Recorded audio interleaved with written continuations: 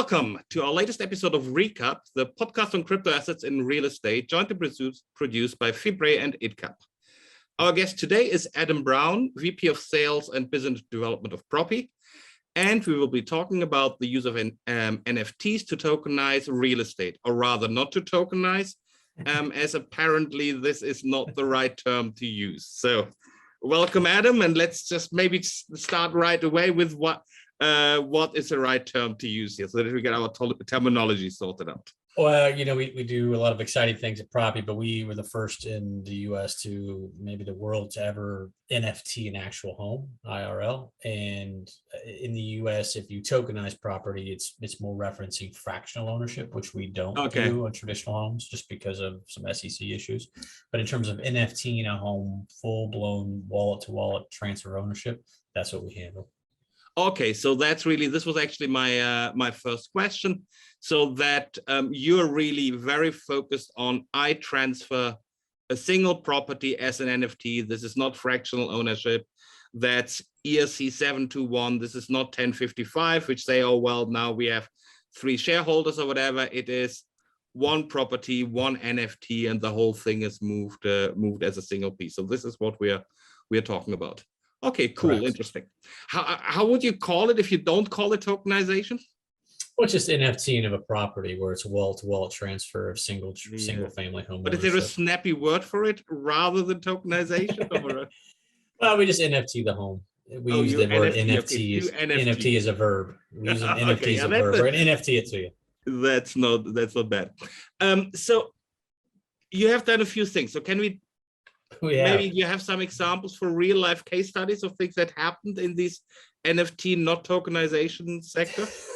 Yes. So, the team is, we have a global team, as you're well aware. We have developers and executives from all over the world, working to make home ownership on the blockchain to be a fundamental right. The generational wealth aspect of that to be a transfer from generation to generation. No matter status, race, religion, creed, or country, we think that the blockchain and Web3 and emerging technology allows that for homeowners. So we're very excited about it. Your specific use cases, we've NFT'd homes in Europe, and we've just recently NFT'd a couple of homes, wall-to-wall, single-family homes, in real time using crypto between 2 traditional home buyers here in the States, which had never happened before. Okay, that's very cool. But so you're saying you transfer like wallet to wallet. So is buying and selling real estate as easy now as selling NFTs? You just list them on OpenSea and then you buy your house on OpenSea, or is it a bit more complicated than that? No, it's not quite that easy. And to be buyer beware, you can never buy a real house or a traditional house or a house that you can live in on OpenSea. So if you ever see anyone trying to do that, that is not the case. Shit, I should have just I think a couple people have, and they've learned the hard way. But there's a lot of complexity in the ability to execute the smart contract. There's a lot of complexity to be able to navigate traditional title and escrow, which we've done here, as well as the municipalities, which we've done with our NFT process. No one else has that process. So it's intricate. It takes a little bit of work through the real estate agent, the brokerage, the 2 homeowners. But once that KYC anti-laundering is done, and once they've registered on the platform to buy an NFT through our platform, you can buy a home nearly instantly. Okay, so the big issue is the KYC, yeah, that you can't just have someone waltz up with $1 million in Tether and say, oh, I want to buy this nice seafront property now. Yeah, you sort of need to know who this person is, but then you're fine once you know who this person is. Yeah, once they go through the KYC process for regulatory issues, then they can buy property no different than they could buy if they were waltzing up with cash or fiat. Okay, so what you're saying is that, but then also it's a bit hard for the first time guy who shows up the first time with $1 million. But if you have repeat buyers who want to buy homes repeatedly on your platform, for them it gets pretty easy because they do already have the KYC done, or do they still need to? The KYC is relatively easy. It's between 2 and 4 minutes. And you just do it from your Okay. desk. You upload a couple photos of your ID, boom, you're done. And if you want to repeat buy, you don't have to do that again. But the KYC platform that we've built through Propy and our platform, that's a program that we've built with our developers, our coders. It's very, very intuitive, 100% regulatorily complicit, and very, very strong and very quick. It's very easy. And then once the NFT is transferred, the title transfer follows, or automatically, or the title and all ownership paperwork, I'm doing air quotes there, all ownership rights and regulations are transferred wallet to wallet. We actually will send the new homeowner a packet of information in a traditional sense, paperwork, etc. But they'll have it both registered on chain as well as traditional paperwork through our title and escrow company. And what happens first, the token transfer or the paperwork? The token transfer.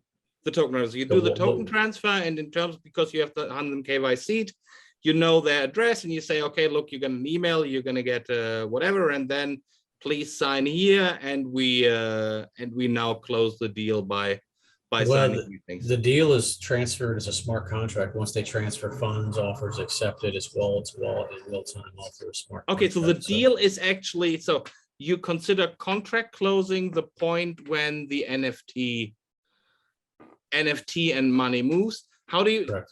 Can you do this atomic, or do you hold it in trust, or how is this exchange done? It's in real time. Money's transferred, ownership of the NFT is transferred, wallet to wallet, it's done. Okay, and so but if it's wallet to wallet, what if the one person doesn't send it, or do you send it to a contract in the middle, or is it like one atomic transaction that both happen? It's a smart contract. When both parties execute at the same time, then it works. Okay, so you implemented an atomic transfer at the smart contract level. So atomic is I'm not sure what you mean by that, but it's that either the cash leg and the property leg go through, or both fail, but that not correct. One person ends up with the NFT and the cash at the same time, which would be a little bit not what you intended, right? Depends on what side of that deal you're on, I suppose. Yeah, that's the thing about the NFT process is people come to us. We have over 1,000 US homeowners on the wait list, more across the world that want to NFT their home. The process to do it is very smooth, very easy, but it's built around the ability to be transparent and to make that ease of use for the homeowner on both sides. And so nothing in the process cuts corners or is there to mitigate any issues. It's there for transparency, ease of use. You know, in the US, if you put an offer in on a house, traditionally it's about 45 days until the deal is done and you can actually move in. With the NFT of homes, you can buy the house, move in same day, next day. So it's nearly instantaneous. So, you know, that's the exciting part of that is there's a 45 to 60 day window of buying a house. There's high anxiety, high friction. And our goal at Propy is to make that home ownership process very smooth and enjoyable. Okay. So I want to talk a little bit more about benefits for seller and buyer, but before we get there, I actually one question, because there were like a couple of high profile hacks where people's NFT wallets got hacked. So I assume you have some processes in place that then, well, yeah, look, this was hacked, and so it doesn't count because it's like all KYC. So you're on the safe side on that one? We are on the safe side on that one, and we take it very seriously. So yeah, we've safeguarded that, and also the ability. There's you take an NFT or you take a digital asset and you own it. You can resell it or burn it. This is tied to a traditional asset, so you have a lot of safeguards in that respect, and you also have the traditional title and escrow system in place to balance that out. And everything we do is transparent on chain. So if there was any litigious issues, it'd be very clear to see, hey, this is what happened. We're the rightful owners, and here are why. Okay. Also, yeah, I mean, you would see it because when an NFT is not, I assume you assume that the NFT needs to be transferred via your contract, right? You can't just lift it on OpenSea and sell your house on OpenSea for $1, unfortunately. So then you would just say, look, guys, you can't just sell it on OpenSea. You need to go through our smart contract because otherwise we don't consider this a legal transfer, and this means you need to undo it, or worst case, we create a new NFT and we make the old one So because you have the legal back end, you can always cut the lien between the NFT and the exactly. Just to be clear, you can't buy a real home on OpenSea, and it has to only be on our platform. It has to be through our protocols and our smart contracts and through our legal team.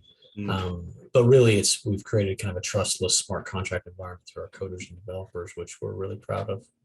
Yeah. So ultimately, this transfer event is a handshake where both people say, now we execute, but that really then puts all the machinery in place in the back end that really execute the thing. But it's literally more the photo of signing the contract, and then the lawyers go in and actually do everything what needs to be done to make the thing. No, it's a digital smart contract that where people don't shake hands. There's no signature. Yeah, no, but they shake digitally hands, but the execution happens after this digital handshake. Then the real execution is done, and then it all gets in the title register. But if there was a problem, then you always can cut after this the thing. Yep. So what are benefits for seller and buyer? So we already talked about the time to completion, which is instead of 45 days, we are much faster on this, when you say you could possibly even move in the same day. Correct. Well, I think as technology evolves, we use technology to make our lives easier, whether it's getting your groceries delivered, a car delivered, whatever it might be. And technology for real estate is no different. And so it's a very Byzantine kind of antiquated system the way it works now. You have tremendous amount of people involved in the process. The NFT process allows people to be able to move quicker, more seamlessly, easier, less stress, less anxiety, more nimbly in terms of, hey, if I know I have to move when maybe holidays for school or, whatever might be a job transfer, I can see houses that are going to come up for sales in NFTs because I know if I purchase those homes, they will be within a day or instantaneous. And so the ability to take your home and use it as an asset more nimbly, more liquidly, more liquid fashion. And it's also more transparent, because if I'm going to NFT my home up front, I put in the inspection report, I put in the appraisal, I put in all relevant documents. That way, before anyone even wants to make an offer on my house, they can look at everything about that house. Already. Yeah, in the US, it's a little different because we don't give you a lot of data. You make an offer in my house, then I let you come in and inspect the house, get an appraisal to make sure it's worth what I thought it was and maybe what your lender would approve you for. So it's a very kind of antiquated hide and seek game. But in the NFT process, we lay all the cards on the table. Hey, here's everything you would need to know about the house up front. If you choose not to purchase a house, great. We understand. But if you do, here's everything you would need to be able to make a buying decision. And that transparency is where technology and ease of use is, I think, really prevalent in this process. And people enjoy it. They enjoy the ability to say, hey, this is how I want to transact. I don't want to go through these traditional processes. I don't want to wait 6 weeks of anxiety. Will my offer be accepted? Will it not? Will we have to renegotiate on inspection? Will the appraisal come in? Will my lender think it's the right amount of money? It gets all of that out up front, and it's 100% transparent. So in my mind, this is a little bit owner occupied at the moment, but also it would be, it also would extremely work well with investment properties, right? With a sitting tenant. Do you have done something like this as well, or is it more of a owner occupier thing at the moment for you? We've done both. So our last I should caveat that we've written contracts for both. We were prepared to go with a investment property with a lease attached with a renter involved. And at the 11th hour, they decided to leave because we gave them that option. So it became just owner to owner transfer. But we have the ability to, if it's an investment, we can attach the lease contract, we can attach the tenant rights into that smart contract. And so when it's executed, that investor could put that into their portfolio, assume debt, risk, and reward of that home, start receiving the rent on their own. So, but does it mean when this is transferred, they need to tell the tenant that, oh, well, I'm your new owner and this is the new account number? Or would you then just shield them with a management company in front of that, where they actually where it's transparent for the actual tenant and they don't even know that the home changed ownership? Well, I'm not a real estate lawyer on that specific question. I think either way would work. Probably not that much different than when your mortgage is sold to third-party buyers and they just let you know, hey, you were at Wells Fargo, now you're with Chase, or vice versa. Either way would work. Just the UX can be a little bit painful for the tenant if the NFT is traded every 2 weeks and they need to kind of keep track to whom they actually owe the Right. the money at the stage. Yeah, but the lease they signed would still be, relevant. And so just because the transfer of the property is the lease is assigned to the new person with the same rules and boundaries that it has currently. But yeah, they would need to know where to send the check, but Exactly. That's why they if you should send be a paid check, then digitally. that's fine enough, but fair enough. But if they have to enter new account details all the time, this could be a kind of painful, especially Yeah. if this is like out of state or whatever, right? Then it can get, because you could sell out of state, right? With these kind of things. Oh, quite a few do. I mean, if I were a landlord, I think I would have a digital wallet, just have them pay me in stable coin every month. But that's between the new owner Yeah. So and that's the sort of that. renter. So there's a little bit of other complications that we need to think about if and when they arise. Okay, last question. We have a minute left. So at the moment, you're talking a lot about the US.